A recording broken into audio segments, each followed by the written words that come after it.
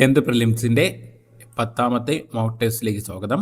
Exam എഴുതാത്തവർ exam എഴുതി നോക്കുന്നതിന് മുമ്പുള്ള എക്സാമുകൾ. ഇപ്പോൾ എക്സാം എഴുതാൻ പോകുന്നവർ ഒരു പേനയും പേപ്പറും എടുത്തിട്ട് എക്സാമിന് തയ്യാറാവുക.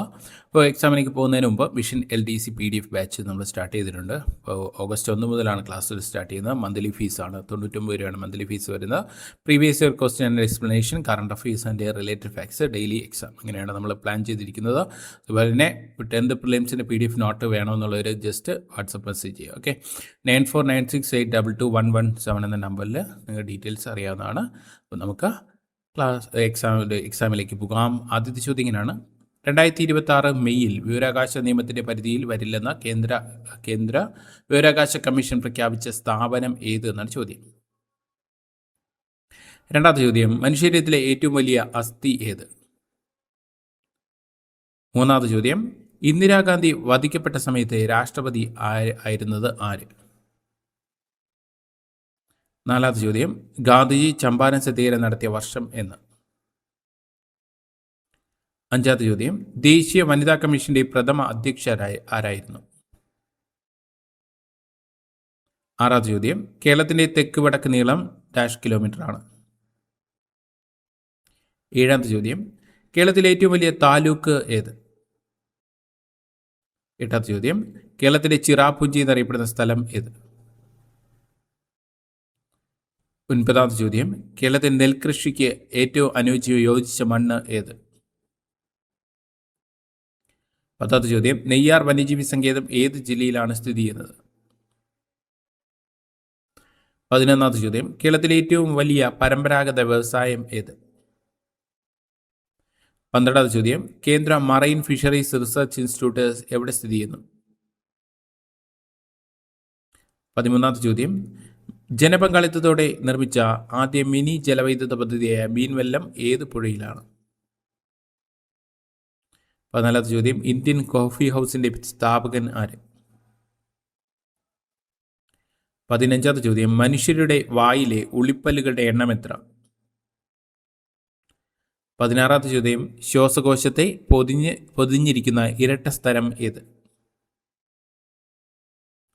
17ാമത്തെ ചോദ്യം: ലോക ഹീമോഫീലിയ ദിനം എന്ന്?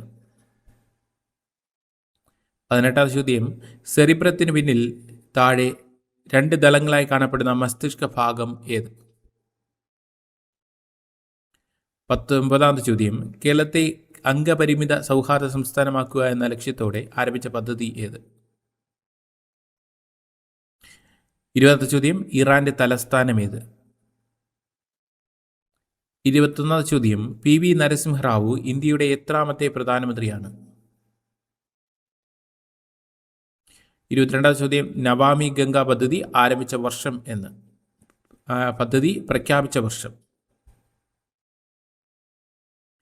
23ാമത്തെ ചോദ്യം: തിരുവിതാംകൂറിന്റെ വന്ധ്യവയോധികൻ എന്നറിയപ്പെടുന്ന ആര്? 24ാമത്തെ ചോദ്യം: ആദ്യത്തെ 60 എണ്ണൽ സംഖ്യകളുടെ ശരാശരി എന്ത്? 25ാമത്തെ ചോദ്യം: 4 പേനകൾ വാങ്ങിയപ്പോൾ ഒരെണ്ണം സൗജന്യമെങ്കിൽ ഡിസ്കൗണ്ട് ശതമാനം എത്ര? അപ്പോൾ നിങ്ങൾക്ക് ഉത്തരം കിട്ടിക്കാണും. നമുക്ക് ഇനി ഉത്തരങ്ങളിലേക്ക് പോവാം. ആദ്യത്തെ ചോദ്യം ഇങ്ങനെയാണ്: 2026 മെയ്യിൽ വിവരാവകാശ നിയമത്തിന്റെ പരിധിയിൽ വരില്ലെന്ന് കേന്ദ്ര വിവരാവകാശ കമ്മീഷൻ പ്രഖ്യാപിച്ച സ്ഥാപനം ഏത് എന്നാണ്. ഓപ്ഷൻ സി ആണ് BCCI, board of control of cricket in India, BCCI. Okay, അടുത്ത രണ്ടാമത്തെ ചോദ്യം: മനുഷ്യരീരത്തിലെ ഏറ്റവും വലിയ അസ്ഥി ഏത് എന്നാണ് ചോദ്യം. എല്ലാവർക്കും അറിയുന്നതാണ് ഫീമർ. ഓക്കെ, ഓപ്ഷൻ ബി ആണ് ഫീമർ, തുടയെല്ല് എന്ന് പറയും. അടുത്ത മൂന്നാമത്തെ ചോദ്യം: ഇന്ദിരാഗാന്ധി വധിക്കപ്പെട്ട സമയത്ത് രാഷ്ട്രപതി ആര് എന്നാണ് ചോദ്യം. ഓപ്ഷൻ സി ആണ് ഗ്യാനി ഗെയിൽ സിംഗ് ആണ്. 1984ലാണ് ഇന്ദിരാഗാന്ധി കൊല്ലപ്പെടുന്നത്. ഒക്ടോബർ 31 ഓർത്തേക്കുക. 1984 ഒക്ടോബർ 31 പുനരർപ്പണ ദിനമായിട്ട്, ദേശീയ പുനരർപ്പണ ദിനമായിട്ട് ആചരിക്കുന്നത് ഒക്ടോബർ 31. ദേശീയ പുനരർപ്പണ ദിനം ഒക്ടോബർ 31. ഇന്ദിരാഗാന്ധിയുടെ അംഗരക്ഷകരായ സത്വന്ത് സിംഗ് അതുപോലെ ബിയാൻ സിംഗ് എന്നിവരുടെ വെടിയേറ്റാണ് ഇന്ദിരാഗാന്ധി കൊല്ലപ്പെടുന്നതെന്ന് ഓർത്ത് വയ്ക്കുക. അപ്പോൾ ഇതിനെ തുടർന്നുണ്ടാവാനുള്ള കാരണം എന്ന് പറയുന്നത് 1984 ഓപ്പറേഷൻ ബ്ലൂ സ്റ്റാർ, സുവർണക്ഷേത്രത്തിലെ ഓപ്പറേഷൻ ബ്ലൂ സ്റ്റാറിനെ തുടർന്ന് ഉണ്ടായ സംഭവങ്ങളെയാണ് ഭിന്ദ്രൻവാല എന്ന സിഖ് നേതാവിനെ ഓപ്പറേഷൻ ബ്ലൂ സ്റ്റാറിലൂടെ വധിക്കുന്നു. അതിനെ തുടർന്ന് അവരിലുണ്ടായ ഒരു പ്രശ്നമാണ് എന്തായിട്ട് മാറിയത്, നമ്മുടെ ഇന്ദിരാഗാന്ധി, ഇന്ത്യയുടെ ആദ്യത്തെ വനിതാ പ്രധാനമന്ത്രിയായ ഇന്ത്യയുടെ ഉരുക്കു വനിത എന്നറിയപ്പെടുന്ന ഇന്ദിരാഗാന്ധിയെ വധിക്കുന്നതിൽ കാരണമായി തീർന്നതെന്ന് ജസ്റ്റ് ഓർത്ത് വെച്ചിരിക്കുക. ഓക്കെ, അടുത്ത ഗാന്ധിജി ചമ്പാരൻ സത്യാഗ്രഹം നടത്തിയ വർഷം എന്നാണ് ചോദ്യം. സ്ഥിരമായിട്ട് ചോദിക്കുന്ന ചോദ്യമാണ്. ഓപ്ഷൻ സി ആണ്, 1917 ചമ്പാരൻ സത്യാഗ്രഹം. അടുത്ത 5ാമത്തെ ചോദ്യം, ദേശീയ വനിതാ കമ്മീഷന്റെ പ്രഥമ അധ്യക്ഷ ആരായിരുന്നു എന്നാണ് ചോദ്യം. ഓപ്ഷൻ ഡി ആണ്, ജയന്തി പട്നായിക് ആണ്.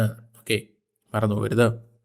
കേരളത്തിലാണെങ്കിൽ കേരളത്തിൽ വനിതാ കമ്മീഷൻ്റെ ആദ്യ അധ്യക്ഷ സുഗതകുമാരിയാണെന്ന് ഓർത്തിരിക്കാം. നിലവിലെ കേരളത്തിൻ്റെ വനിതാ കമ്മീഷൻ അധ്യക്ഷ പി സതീദേവിയും. കേന്ദ്രത്തിലാണെങ്കിൽ വിജയ കിഷോർ രഹിത്കർ. ഓക്കെ, കേന്ദ്രത്തിൽ വിജയ കിഷോർ രഹിത്കർ. കേന്ദ്രത്തിൽ വനിതാ കമ്മീഷൻ നിലവിലെ എന്ന് വെച്ചാൽ വിജയ കിഷോർ രഹിത്കർ ആണെന്ന് ഓർക്കുക. വിജയ കിഷോർ രഹിത്കർ. ഓക്കെ, അടുത്ത കേരളത്തിൻ്റെ തെക്ക് വടക്ക് നീളം എത്ര എന്നാണ് ചോദിച്ചിരിക്കുന്നത്. കേരളത്തിൻ്റെ തെക്ക് വടക്ക് നീളം ഓപ്ഷൻ ഡി ആണ്, 560 കിലോമീറ്റർ.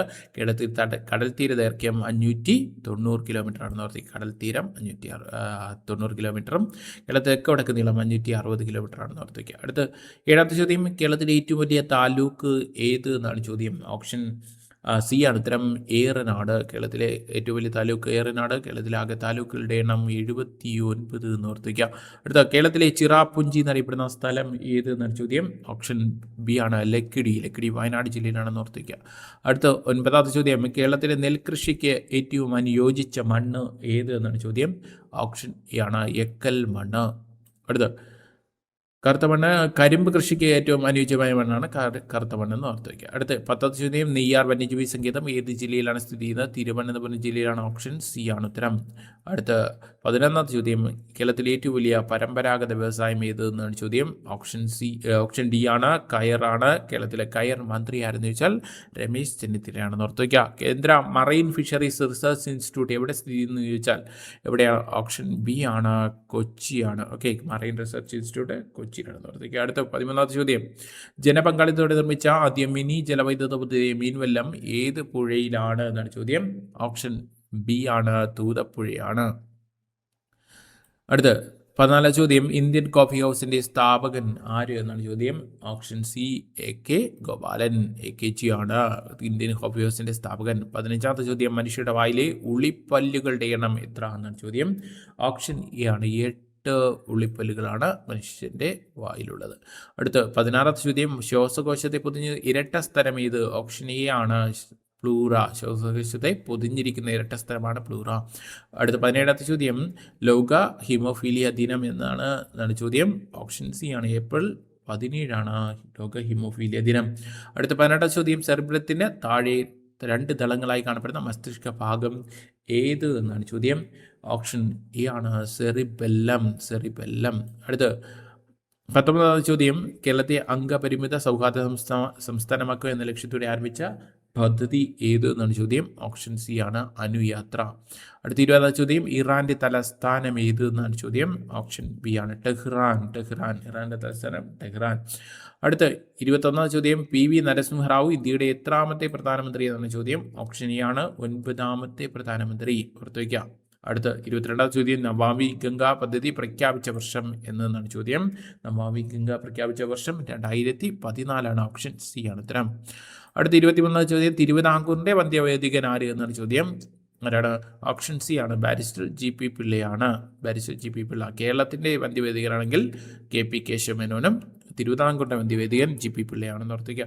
അടുത്ത 24ാം ചോദ്യം, ആദ്യത്തെ 60 എണ്ണൽ സംഖ്യയുടെ ശരാശരി എന്ത് എന്നാണ് ചോദ്യം. 60 എണ്ണൽ സംഖ്യയുടെ ശരാശരി എന്ന് ചോദിച്ചാൽ എന്ത് ചെയ്യണം. തന്നിരിക്കുന്ന സംഖ്യയുടെ പകുതി എടുക്കുക. 60/2 എത്രയാണ്. 60/2 30 എന്ന് കിട്ടും. അതിൻ്റെ കൂടെ എന്ത് ചെയ്യുക, 0.5 കൂടെ ആഡ് ചെയ്യുക, പ്ലസ് 0.5 കൂടെ ആഡ് ചെയ്യുക. 0.5 കൂടെ ആഡ് ചെയ്യുമ്പോൾ എത്രയെന്ന് കിട്ടും, 30.5 കിട്ടും. ഓപ്ഷൻ ഡി ആണ് ഉത്തരം.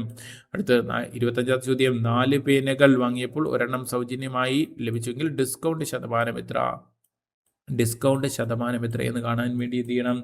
സൗജന്യം divided by free divide by free divided by total number, total ആകെ സാധനങ്ങൾ,